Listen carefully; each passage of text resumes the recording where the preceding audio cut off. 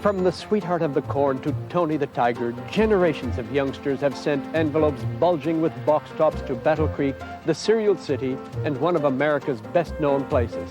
As a boy growing up on the prairies of Saskatchewan during the Depression, I carefully saved my box tops to receive the tantalizing premiums advertised on the Kellogg's cereal boxes. How did Battle Creek become the cereal bowl of America?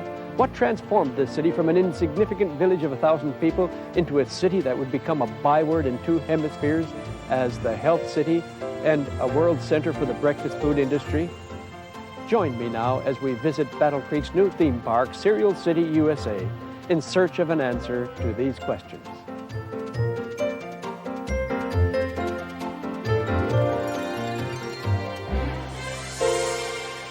It is written.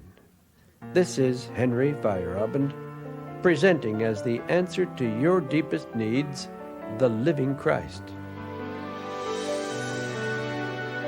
Today from the city of Battle Creek, Michigan, It Is Written presents Cereal Bowl of America. Who invented cornflakes? Was it the flamboyant physician and health reformer John Harvey Kellogg? Was it his unassuming brother, William K. Kellogg? In the city of Battle Creek, one of the tourist attractions is the Cereal City, USA theme park. Here, the story of the Kellogg's cornflake industry is told in graphic detail. You can see the process of manufacturing and packaging the products. This section of the theme park is called the Timeline. Here you see a vivid description of the history of the industry. As you enter, you are greeted with a large painting of Ellen White, the lady with the bright smile who talked so lovingly about Jesus. A feature film pictures her along with John Harvey Kellogg and W.K. Kellogg, all three considered to be pioneers of the cereal industry. In two previous telecasts, we featured the saga of Dr. John Harvey Kellogg. Today, we look at his brother, W.K. Kellogg, and his contribution to the breakfast food industry and the eating habits of people around the globe. The city of Battle Creek received its claim to fame through three interesting distinctions. Its name was seen around the world through its publishing industry. It was known as the health city, attracting famous people from around the world. Its preeminence as the world's cereal capital thrust this into international fame.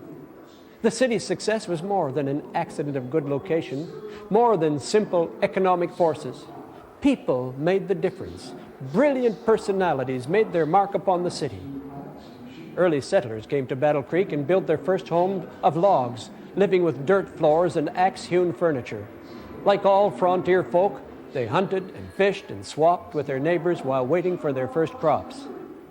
The country's few doctors and preachers traveled from cabin to cabin, sometime blazing their own trails, so poor were the early roads. A broken plowshare or an empty flour barrel meant a long trip to the nearest trading center. This was the home of James and Ellen White, who in the 1850s moved to the city of Battle Creek. Their arrival would influence the subsequent economic development of the whole area. One day, Ellen White said to her husband, "I've a message for you. You must begin to print a little paper and send it out to the people. Let it be small at first, but as the people read it, they'll send you means with which to print, and it'll be a success from the beginning." From this small beginning, it was shown to be like streams of light that would go clear around the world. Streams of light clear around the world? Not very likely for a few people with no money, no supporting organization, and no means whatsoever.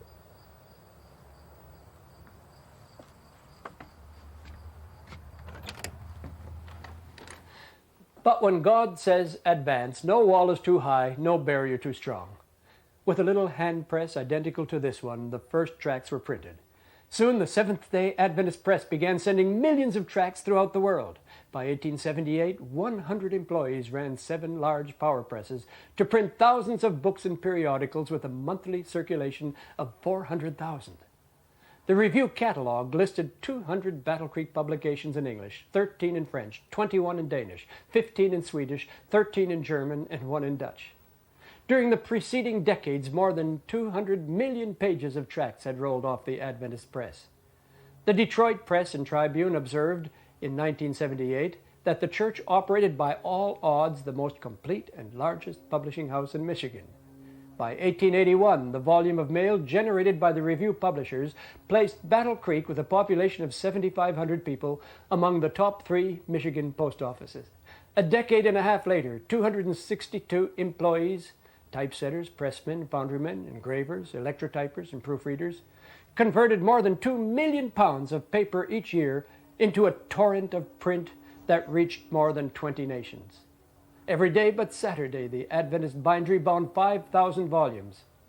In 1902, with 80,000 square feet of floor space, the Review and Herald Press pronounced itself Polyglot Printers, the largest printing establishment between Buffalo and Chicago. The move of the Seventh-day Adventists to Battle Creek also made the city the health mecca of North America. The leadership of the church showed concern and vision as they realized the need for health reform. Their belief that their bodies as well as their souls belonged to God led them to be more concerned about taking care of them. They implemented their belief that good health should be a part of religion and decided to do something about it. James and Ellen White, along with Preston Kellogg, parents of 2 amazing sons, as well as the early Battle Creek pioneers, opened the doors of the Western Health Reform Institute on September 5, 1866. Spectacular growth brought the sanitarium, as it was later called, to an impressive complex of staff and buildings. The central building of the Battle Creek Sanitarium dominated the city's skyline. As one writer stated, the structure groaned with luxurious trimmings. The main lobby was filled with marble pillars, crystal chandeliers, and hand-painted classical friezes, 2 enormous marble wall clocks, and plush oriental rugs. The 268 guest rooms boasted running ice water, alcoves for fresh air sleeping, and special Vitaglass windows which admitted healing ultraviolet rays of sunlight. Royalty, presidents, governors, congressmen, industrial magnates, famous athletes, and entertainers arrived for a Battle Creek vacation where they could eat, sleep, and live daily for health. The sanitarium was destined to wield a mighty influence in the world and to be a powerful means of breaking down the old pernicious autocracy of empirical medical practice. The third factor in bringing fame to Battle Creek emerged from the health message. To set the stage, we take you to a typical 19th century American breakfast table. It's laden with hot pancakes smothered with bacon fat, fried eggs, fried potatoes, fried mush or cornmeal, bread topped with molasses, an abundance of boiled coffee, and a triangle of pie for dessert. Someone has said that a load like that required 12 or more hours of sledgehammer labor to utilize it. Is it any wonder that Dr. Kellogg would say, "The average American treated his mouth like a corn hopper and his stomach like a garbage box"? The health problems faced by Americans in those days were completely unrelated to those faced in our day. Very few people lived long enough to be plagued with the degenerative diseases which trouble their descendants today. Tuberculosis, not heart disease, was the chief killer of that generation. They were more likely to find their lifespan endangered by pneumonia, cholera, or malaria, or yellow fever, typhoid, than by cancer. Catarrh and asthma were common afflictions. When they felt poorly, they would consult a doctor book or dose themselves with a favorite herb tea or Indian cure rather than call a doctor. The more bitter tasting the home remedy, the more bizarre its components, the more highly they esteemed it. As far as doctors were concerned, most of them had very little training. A period of apprenticeship under another physician was all the medical education of which most of them could boast. Such medical schools which existed had virtually no laboratory facilities. They required no clinical training, but only attendance at a formal course of lectures. A wide variety of drugs represented about the only treatment most American doctors were prepared to prescribe in times of illness. If one drug didn't work, they tried another. The patient faced 3 possibilities. He might recover as a result or in spite of the treatment. He might continue to deteriorate and finally expire, or he might simply have to endure his malady for the remainder of his life. People consumed large amounts of tea, coffee, and alcoholic beverages. Their diet consisted not only of too much food, but too great a proportion of rich sauces and sweets. When the expected indigestion struck, they swallowed large quantities of patent medicines, snake bitters, and Indian remedies. It was on this stage of procession that a group of people appeared with new and revolutionary ideas. The fledgling Seventh-day Adventist Church believed in the Bible principles of health. Their philosophy included an emphasis on spiritual, mental, and physical health. Since 1848, Ellen G. White had spoken out against certain unhealthful practices. She believed that God had spoken to her, and she directed the infant church's attention to the Christian's moral duty to study and observe basic health laws. In August 1864, she wrote a 32-page article in which she discussed the relationship of diet and disease, pointing out the dangers of coffee, tea, drugs, and the high cholesterol of flesh foods. She also emphasized the importance of cleanliness, sunlight, fresh air, water, and the value of willpower in combating poor health. She said, "We have a duty to speak, to come out against intemperance of every kind, intemperance in working, in eating, in drinking, in drugging, and then point to God's great medicine, water, pure soft water, for disease, for health, for cleanliness, for luxury." Her influence on the Kellogg brothers directed them and wielded a powerful influence on their lives. John Harvey Kellogg, under the inspiration of Ellen White, developed a program he called Biologic Living. It turned out to be the sorely needed antidote for the eating habits of frontier and rural America. Pre-vitamin, pre-calorie, pre-refrigeration days with heavy emphasis on meats, starches, and fried foods produced gastric troubles on a national scale. The same trains that had been puffing out of this station, loaded with printed material, were soon arriving carrying the run-down and worn-out practitioners of unhealthy living. Shaking with fever, wheezing with asthma, doubled up with indigestion, they sought rejuvenation at the Battle Creek Sanitarium. In the same way that the printing industry had brought life to Battle Creek, the vigorous, health-oriented enterprise brought fame to the Midwest city. Both of these activities emanated from the Adventist Church. As he treated his patients, he developed new methods and new foods to meet their needs. For a quarter of a century, John Harvey and his younger brother William worked together in the sanitarium. The food industry grew up in Battle Creek because the sanitarium was there. The sanitarium was there because James and Ellen White and the Adventists established it there. The history of the cornflakes business is rooted in the history of the Seventh-day Adventist denomination. It was the members of this church whose goal it was to live better lives, physically, mentally, and spiritually. It was their goal to promote this message to others.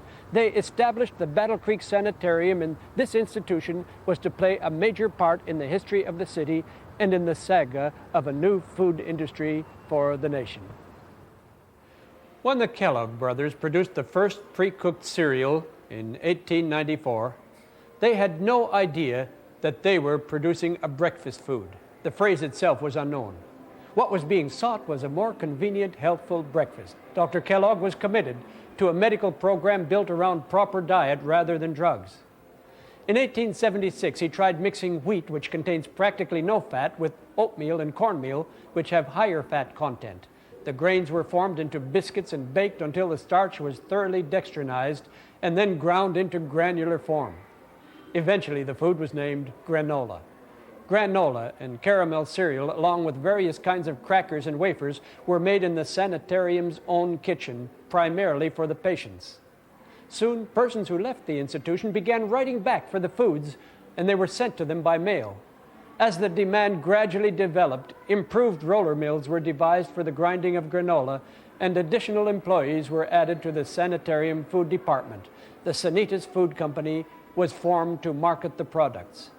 Dr. Kellogg said that the idea of flaking wheat by compressing it came to him in a dream. He and his brother carried on many experiments in the kitchen without success. Then one day, a batch was cooked for some additional tests. Other duties intervened, however, and nothing was done for several days. Although by then the cooked wheat had become decidedly moldy, the two brothers decided to run it through the rollers to see what would happen, and much to their surprise, it came out in the form of large, thin flakes, each individual wheatberry forming one flake. There happened to be a fire in the kitchen range. The flakes were baked and came out crisp and tasty, if one overlooked the slight moldiness. It was some time before the Kellogg brothers unearthed the reason for their accidental success. They had inadvertently stumbled upon the principle of tempering. To equalize the moisture throughout the wheat, the Kellogg's, after considerable experimenting, learned to temper the cooked wheat by letting it stand for several hours in a tin-lined bin. This eliminated the moldiness. On May 31, 1894, Dr. Kellogg filed an application for a patent on flaked cereals and process of preparing the same. The patent covered flakes made from wheat, barley, oats, corn, and other grains. At first, the new food was supplied only to patients, but the mail orders began to come in from former sanitarium visitors. Granose was put up in 10-ounce packages, selling retail at 15 cents a package. Though it's not known just when the first cornflake was produced, William Kellogg later testified, "I took some raw corn and had it boiled and in an open boiler and dried out and put through the mills and flaked." Later, malt flavor and other improvements were added and an aggressive advertising campaign launched.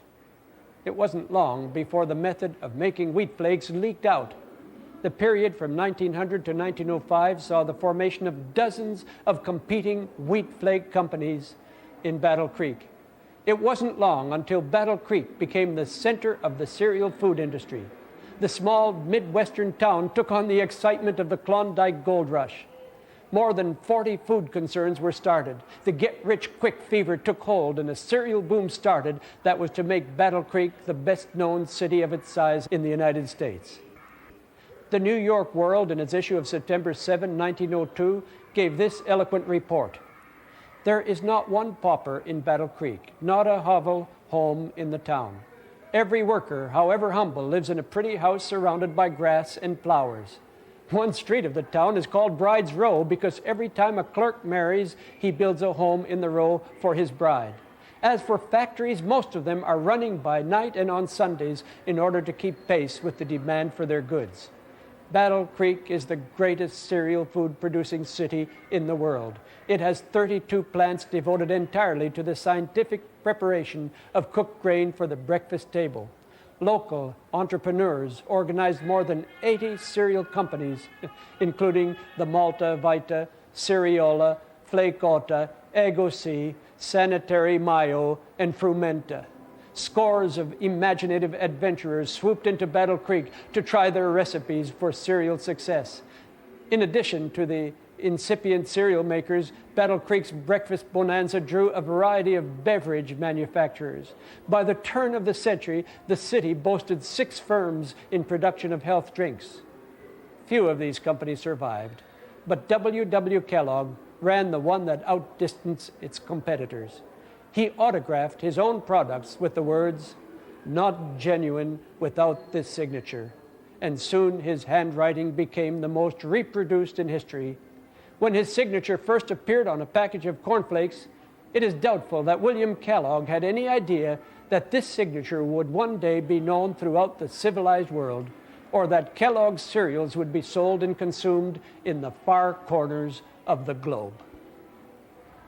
It was early morning on July 4, 1907. The people of Battle Creek were awakened by an unusual display of fireworks.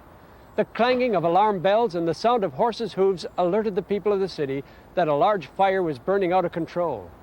That morning, the Kellogg's Cornflakes factory burned to the ground. Was its owner devastated by the disaster? A glimpse of the character of this man is seen as, while the fire is still burning, he calls his employees to a meeting. "I want all you men to report to work tomorrow morning. You will not be laid off." By the next morning, they were busy with the cleanup and construction work. Within 12 hours, Kellogg had an architect at the scene. Before the ruins stopped smoking, they had prepared plans for a modern, fire-proof cereal factory. 5 months after the fire, the pulsating rhythm of factory machines reverberated in the new plant. When the new factory was operating at capacity, W.K. Kellogg looked at the rolling machinery and said, "Now we can turn out 4,200 cases a day, and that's all the business I ever want." Was that really the pinnacle of production? By 1920, his factory was turning out 24,000 cases a day, and it wasn't long before Mr. Kellogg was not dealing in cases, but in carloads, and from carloads he began to deal with trainloads. Mr. Kellogg was not hesitant to spend large amounts of money in advertising campaigns. American housewives were urged to give the grocer a wink to see what you get. Kellogg chose one of his secretaries to portray the sweetheart of the corn, a wholesome-looking beauty hugging corn stalks, remained a favorite Kellogg advertising symbol for generations. By 1911, Kellogg's advertising budget reached $1 million a year. Massive electric billboards blinked across New York City and Chicago skylines. Nationally circulated magazines featured innovative color advertisements. By 1940, the company had spent $100 million for advertising. In our last three telecasts, we've seen how a religious movement played a vital role in the development of a city. Belief in Bible principles and faith in the God of the Bible contributed to a printing industry spreading a message of hope that has transformed lives in almost every country of the globe. When the few scattered believers operating this simple press heard Ellen White predict that soon the printed material would be scattered around the world like the leaves of autumn, it sounded like a formidable task. This message is now being printed in 228 languages. It all started here in Battle Creek. It was here that the same leaders introduced health principles that have not only been a source of healing to multitudes, but have added quality and longevity to their lives. Today, a chain of hospitals around the world bring health and healing to those in need. From this source, the eating habits of many nations have been transformed. In the book of Ezekiel, God's people are reprimanded. We find in Ezekiel 34. Ezekiel chapter 34 and verse 4 says, "The weak you have not strengthened, nor have ye healed those who were sick, nor bound up the broken." It is the Bible mandate for Christians to be concerned about the bodies God has given them. Who would have thought that this burden on the hearts of a few simple people with no resources other than their faith in God could have had such an impact on the world?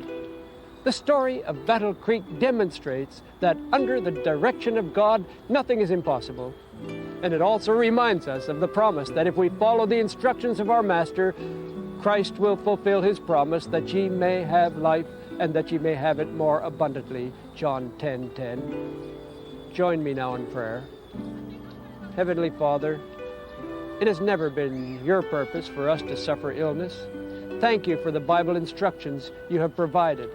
As we follow these Bible guidelines, we look forward to the soon coming day when all sickness and pain will be eradicated and we will dwell in your kingdom eternally.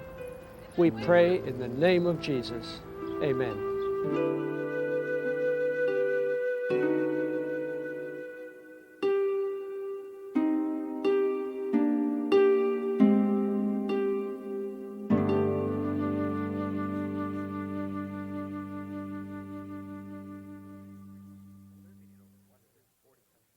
Serving in over 140 countries around the world, ADRA is there when tragedy strikes, with emergency aid to help the suffering through their crisis.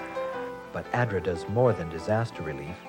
ADRA is people helping people live better, safer, healthier lives through programs of clean water, agricultural training, primary health care, literacy training, and income generation.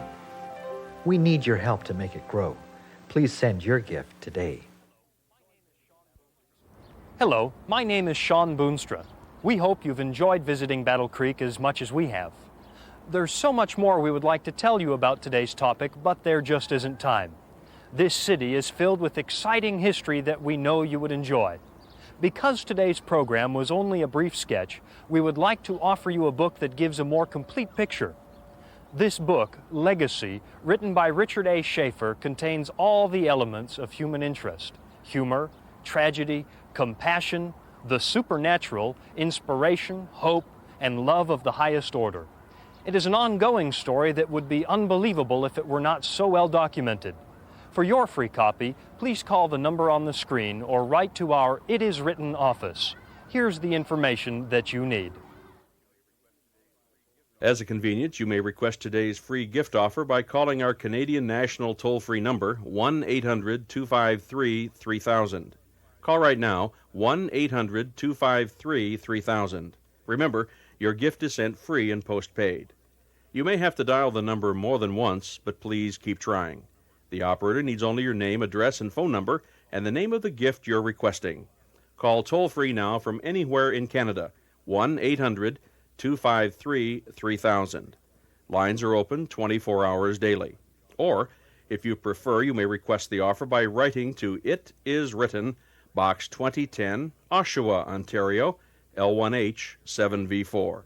And thank you for your letters, your prayer requests, and your generous financial support. Write It Is Written, Box 2010, Oshawa, Ontario, L1H 7V4.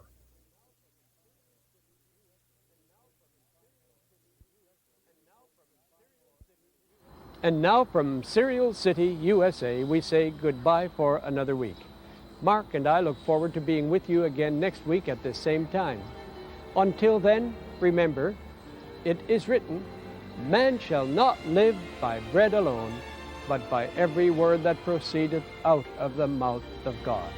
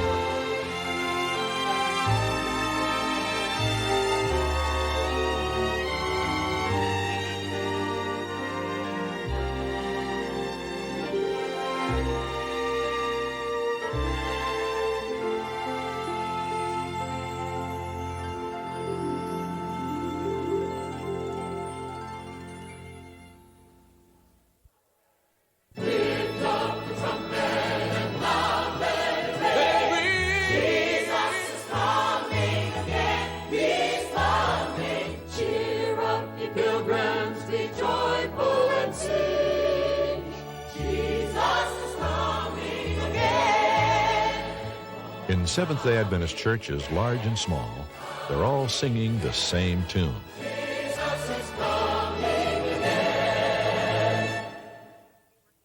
If it wasn't for the Sabbath, he would be working 24 hours a day. But a lot of times, I just need to be able to get away from it, and that can be hard to do sometimes. It's really important that we spend time and set aside time for the family. It's the only way that we can strengthen our family unit. The Sabbath provides that time for our family, and in turn it makes a better community.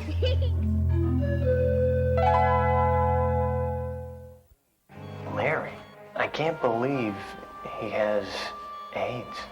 He is my friend, but I don't want to get AIDS. I'm afraid of this disease, but I'm more afraid of losing a friend. It doesn't take much to make this world a better place. All it takes is a hand. What about yours?